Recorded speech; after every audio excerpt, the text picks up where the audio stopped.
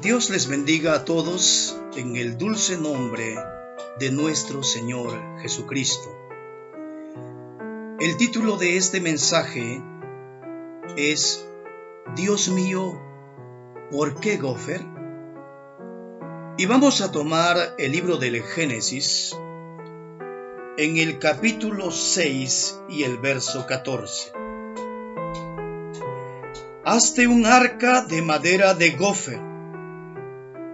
Harás aposentos en el arca y la calafatearás con brea por dentro y por fuera. La primera pregunta natural de Noé sería: Dios mío, ¿por qué madera de Gopher? Porque cuando las grandes cataratas de los cielos se abran, cuando las fuentes del gran abismo se rompan, cuando vengan los terremotos submarinos y olas salvajes destructivas golpeen contra el arca de madera de Gopher, el arca será completamente destruida. La palabra de Dios ahí en el libro del Génesis, capítulo 6, verso 11 dice: En el año 600 de la vida de Noé, en el mes segundo, a los 17 días del mes, aquel día fueron rotas todas las fuentes del grande abismo y las cataratas de los cielos fueron abiertas. Comenzó el diluvio universal, el fenómeno catastrófico más grande de la historia. Señor, ¿por qué madera de Gopher? El árbol de Gopher, según los eruditos o los que estudian la ciencia de la dendrología o la botánica, es un árbol extinto,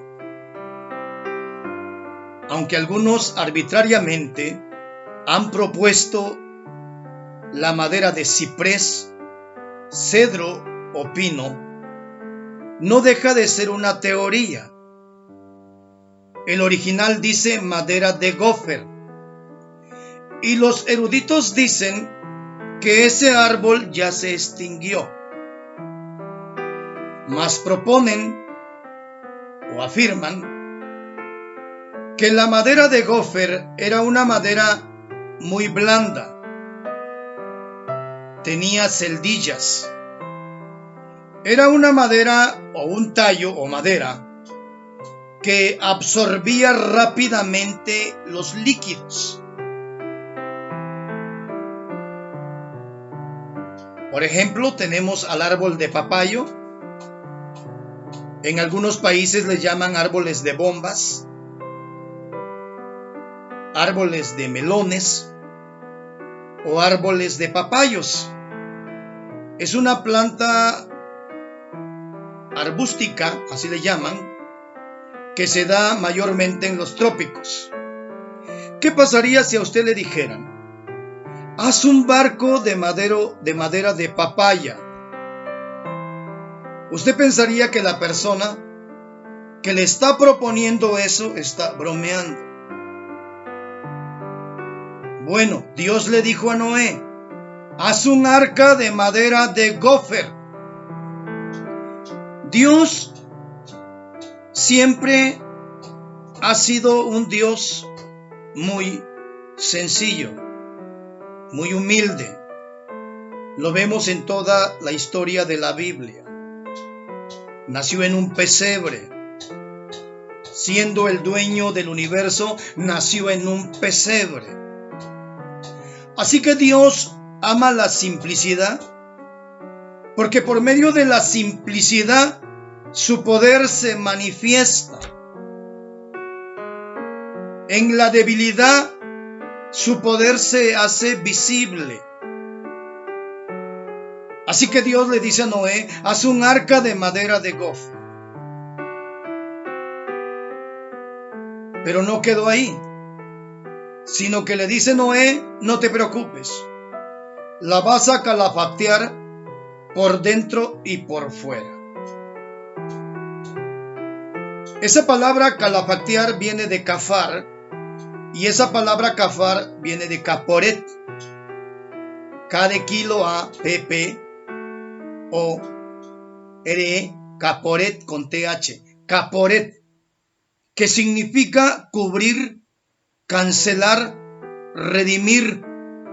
Cubrir, cancelar y redimir. Así que la vas a calafactear con brea por dentro y por fuera. Pero ¿dónde vamos a obtener la brea, Señor? Los grandes estudiosos proponen que la brea la sacaban los antiguos de otro árbol, que también está extinto hoy. Y la manera como sacaban la brea es que tenían que matar ese árbol.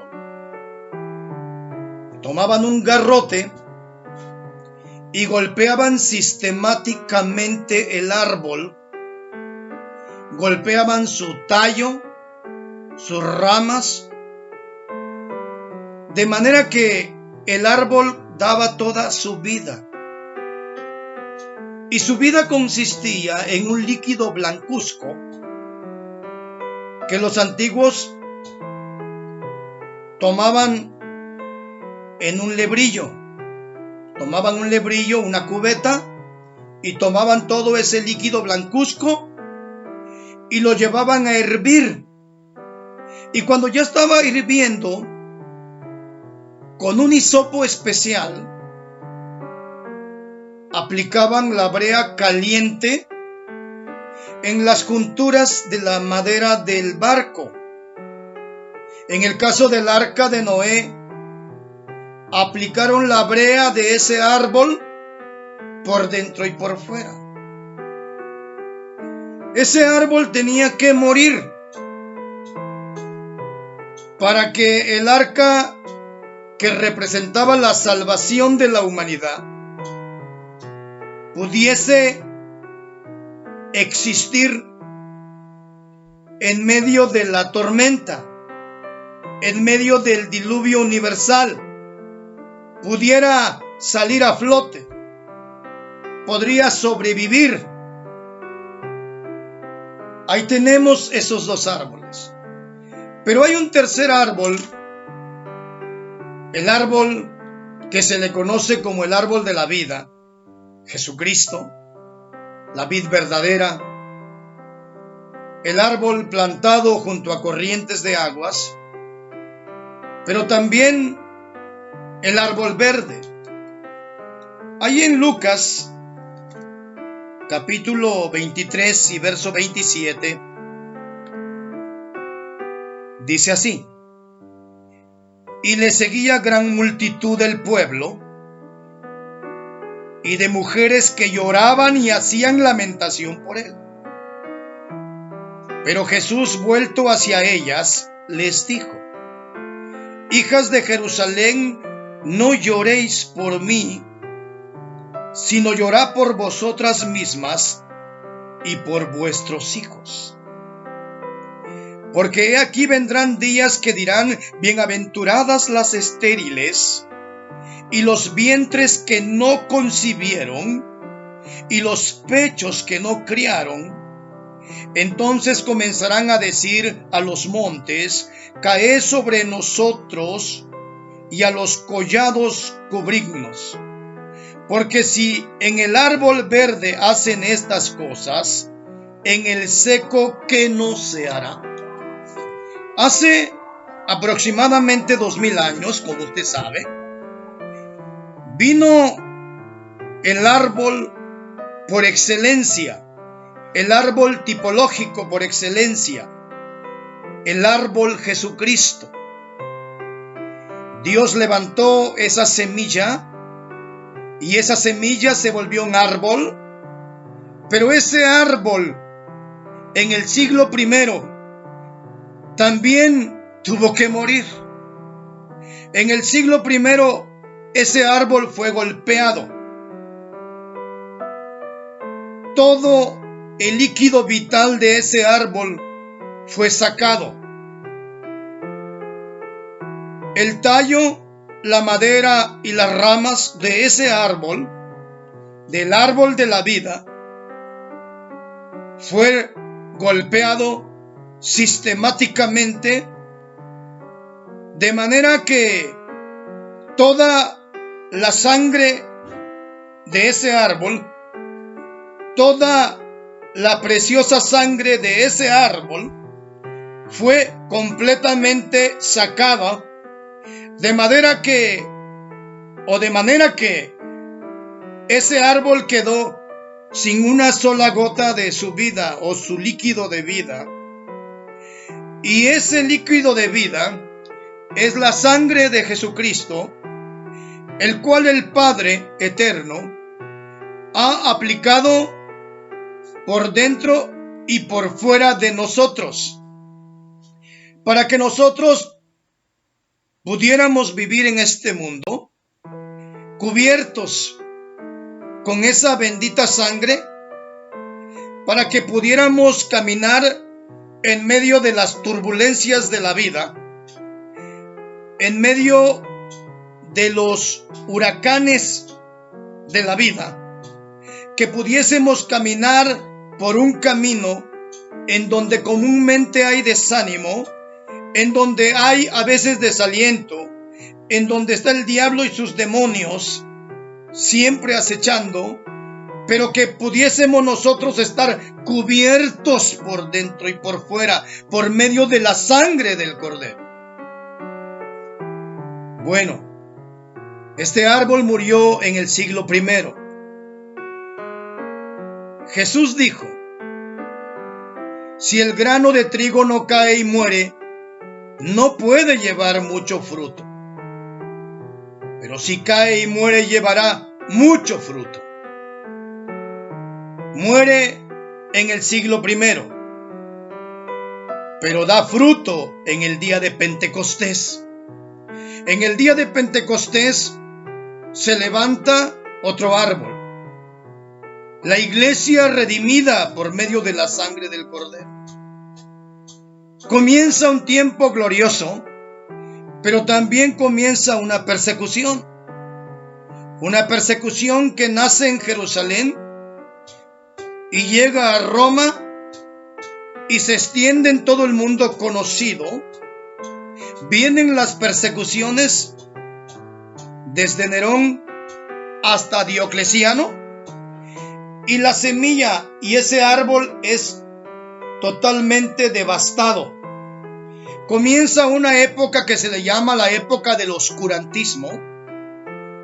En el Concilio Niceico, año 325, el romanismo babilónico se mezcla con el cristianismo y comienza una era que históricamente llaman la era del oscurantismo. El diablo, a través de hombres perversos de esa religión babilónica, comienza a desbaratar el árbol. Lo primero que le quita es la savia, la vida del espíritu. Y comienzan a meter ritos extraños. Ya no era el Espíritu Santo guiando la iglesia, sino que eran ritos extraños metidos por hombres perversos que empezaban a guiar esa iglesia. Después comenzaron a golpear la corteza, que representa la doctrina de la palabra de Dios, la sola Biblia, y cometieron gran pecado al meter sus dogmas extraños, miles de dogmas, ¿sí?, que muchos de ustedes ya conocen. Después comenzaron a atacar las hojas, el compañerismo divino. Entró la Inquisición y comenzó a matar, a perseguir a aquellos hombres y mujeres que profesaban la fe verdadera en la Biblia. Después quitaron el fruto y destruyeron el fruto, el amor, el gozo y la paz, la benignidad, la humildad. Entonces tenemos que atacaron la savia, que representa el Espíritu Santo, la corteza, que representa la doctrina de verdad, las hojas, el compañerismo divino, y el fruto, que representa el amor y los frutos del Espíritu Santo. Pero Dios ha prometió que Dios iba a restaurar ese árbol, que Dios restauraría a sus hijos. Después del oscurantismo levanta a Martín Lutero, el cual levanta la bandera de la justificación y dice: el justo por la fe vivirá. La fe que viene por el oír la palabra de Dios. Luego llega John Wesley, que dice: sin santidad nadie verá al Señor. Es necesario volver a la santidad de Dios, apartarnos de la maldad que nos consume y nos mata y nos quita la paz de Dios. Luego, en 1906, William Seymour, viene la restauración de los dones de Dios, los dones verdaderos del Espíritu Santo. Y llegamos a este tiempo en que Dios está trayéndonos nuevamente ese grano limpio, esa semilla original que fue Jesucristo, el cual es la bendita palabra de Dios. Este es el tiempo en que Dios nos dice que nos devolvamos a la palabra de Dios, al grano limpio, para que nuestro árbol sea vivificado nuevamente y nosotros podamos vivir y dar frutos de justicia. Padre bondadoso, en el dulce nombre de Jesús, pido que bendigas a mis hermanos y amigos. Señor, te ruego con todo mi corazón que sea tu palabra como ungüento derramado, Padre. Que sea tu palabra verdadera medicina, Señor. Que venga a levantarnos y enseñarnos en el nombre de Jesucristo, y que cualquiera, Padre eterno, que esté enfermo sea sanado en el nombre de Jesús. Amén y amén. Que Dios les bendiga mucho sus vidas.